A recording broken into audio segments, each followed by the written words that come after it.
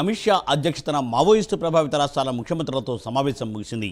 ఈ సమావేశానికి బీహార్, ఛత్తీస్గఢ్, జార్ఖండ్, ఒడిశా, మహారాష్ట్ర, మధ్యప్రదేశ్, తెలంగాణ రాష్ట్రాల ముఖ్యమంత్రులు పాల్గొన్నారు.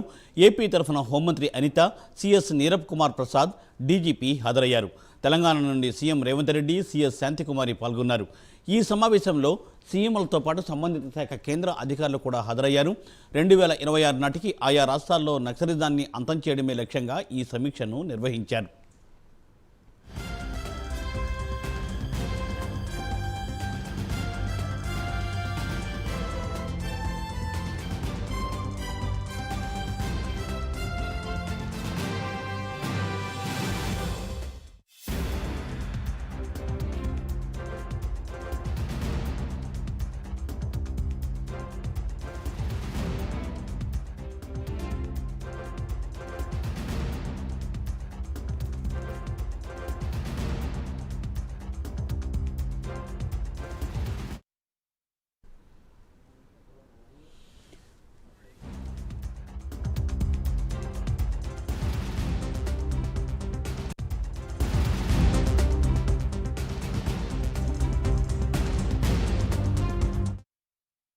కేంద్ర హోంమంత్రి అమిత్ షా అధ్యక్షతన మావోయిస్టు ప్రభావిత రాష్ట్రాల ముఖ్యమంత్రులతో సమావేశం ముగిసింది.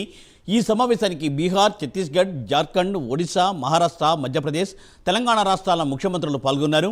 ఏపీ తరఫున హోంమంత్రి అనిత, సిఎస్ నీరబ్ కుమార్ ప్రసాద్, డీజీపీ హాజరయ్యారు. అలాగే తెలంగాణ నుండి సీఎం రేవంత్ రెడ్డి, సిఎస్ శాంతికుమారి పాల్గొన్నారు. ఈ సమావేశంలో సీఎంలతో పాటు సంబంధిత శాఖ కేంద్ర అధికారులు కూడా పాల్గొన్నారు. 2026 నాటికి ఆయా రాష్ట్రాల్లో నక్సలిజాన్ని అంతం చేయడమే లక్ష్యంగా ఈ సమీక్ష నిర్వహించారు. దీనిపై మరింత సమాచారం మా నేషనల్ బ్యూరో చీఫ్ కళ అందిస్తారు. కళ. మూర్తి, గత కొంతసేపటి క్రితమే ఎల్డబ్ల్యూఈ సమావేశము అంటే పూర్తయింది. దాదాపు 3 గంటల పాటు జరిగినటువంటి ఈ సమావేశము ఉదయం 10:30 గంటలకు కేంద్ర హోంశాఖ మంత్రి అమిత్ షా ఆధ్వర్యంలో ఒరిస్సా, ఛత్తీస్గఢ్, జార్ఖండ్, ఆంధ్రప్రదేశ్, తెలంగాణ అంటే ఈ రాష్ట్రాలకు సంబంధించినటువంటి సీఎంలు రావడం జరిగింది. అయితే ఆంధ్రప్రదేశ్ నుంచి హోంశాఖ మంత్రి అనిత దీనికి అటెండ్ కావడం జరిగింది. అయితే ముఖ్యంగా ఈ సమావేశంలో దాదాపు ఈ 3 గంటల పాటు జరిగిన సమావేశంలో కీలకంగా ఛత్తీస్గఢ్ ఉదంతం మీదనే ఎక్కువగా కూడా చర్చ జరిగింది. అయితే ముఖ్యంగా మార్చి 2026 నాటికి కూడా తీవ్రవాదాన్ని రూపుమాపడమే లక్ష్యంగా ఈ యొక్క సమావేశం జరిగిందని చెప్పవచ్చు. అయితే ఒక వారం రోజుల క్రితం జరిగినటువంటి ఏదైతే ఛత్తీస్గఢ్లో మావోయిస్టులు 31 మంది హతం కావడము, ఈ విషయాన్ని కూడా ఈ యొక్క సమావేశంలో ప్రస్తావించారు. ముఖ్యంగా ఛత్తీస్గఢ్ ముఖ్యమంత్రిని సీఎంని తర్వాత డీజీపీని కూడా ప్రశంసించడం జరిగింది. అయితే ఈ మొత్తం ఓవరాల్గా సమ్మిట్లో ముఖ్యంగా చెప్పినటువంటి అంశాలు మాత్రము మనకు ఇంకా ప్రెస్ మీట్ కూడా కొద్దిసేపట్లో రిలీజ్ చేస్తారు. అయితే దీనికి సంబంధించినటువంటి కొన్ని వివరాలు మాత్రము ఏదైతే తీవ్రవాదాన్ని ఎదుర్కొంటున్నటువంటి రాష్ట్రాలు ఏవైతే ఉందో ఆ రాష్ట్రాలకు ఇప్పటి వరకు కూడా మేము 3,006 కోట్ల రూపాయలను ఖర్చు చేయడం జరిగింది. ఏదైతే ఆటవిక ప్రాంతాలు, గిరిజన ప్రాంతాలు ఉన్నాయి, తర్వాత రోడ్లు వసతి లేనటువంటి వాటి మీద మేము ఫోకస్ చేయడం జరిగింది. 2014 నుంచి కూడా ఈ యొక్క అంటే ఈ తీవ్రవాదాన్ని అణచివేయడం కొరకు కూడా అంచెలంచెలుగా మేము అణచివేస్తూ ఇప్పటి వరకు ఈ రోజు వరకు కూడా కొంత సక్సెస్ అయ్యాము. ముందు 26 వరకు కూడా ఈ తీవ్రవాదాన్ని అణచివేయడమే ముఖ్యంగా మా ముందున్నటువంటి లక్ష్యము.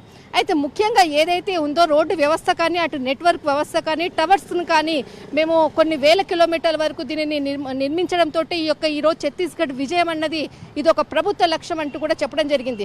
దాదాపు 11,300 కిలోమీటర్ల నెట్ వ్యవస్థను ఏర్పాటు చేశారు. 15,300 కిలోమీటర్ల ఈ టవర్స్ని, నెట్కి సంబంధించినటువంటి టవర్స్ని ఏర్పాటు చేశారు. అయితే ఏదైతే వికసిత్ భారత్ అన్నటువంటి ఏదైతే ఎజెండా ఉందో దీనిలో ట్రైబల్స్ని ఇన్వాల్వ్ చేయాలి. ట్రైబల్స్ ఇన్వాల్వ్ కావాలంటే ఖచ్చితంగా మావోయిస్టులు అడ్డుపడుతున్నారు. దానితోటే మావోయిస్టులను అంతం చేయడం మాత్రమే మా ముందున్నటువంటి లక్ష్యము. వికసిత్ భారత్ ముందుకు తీసుకెళ్తాం ఖచ్చితంగా అంటూ కూడా హోంశాఖ మంత్రి ఖచ్చితంగా గంటాపదంగా చెప్పారు. అయితే ఇక్కడ ఈ సమావేశంలో వచ్చినటువంటి సీఎంలకు కానీ తర్వాత కేంద్ర రాష్ట్రాలకు సంబంధించినటువంటి అధికారులకు కానీ అంటే ఎవ్రీ 15 డేస్కి ఒకసారి కూడా డీజీపీ ఆయా రాష్ట్రాలకు సంబంధించినటువంటి పరిస్థితులపైన తీవ్రవాదం పైన కూడా రివ్యూ దీనికి సంబంధించినటువంటి సమావేశం నిర్వహించాలన్నటువంటిది కూడా ఆదేశాలు కూడా జారీ చేయడం జరిగింది. మూర్తి, అప్డేట్స్. థ్యాంక్ యూ కళ, థ్యాంక్స్ ఫర్ లైవ్ అప్డేట్స్.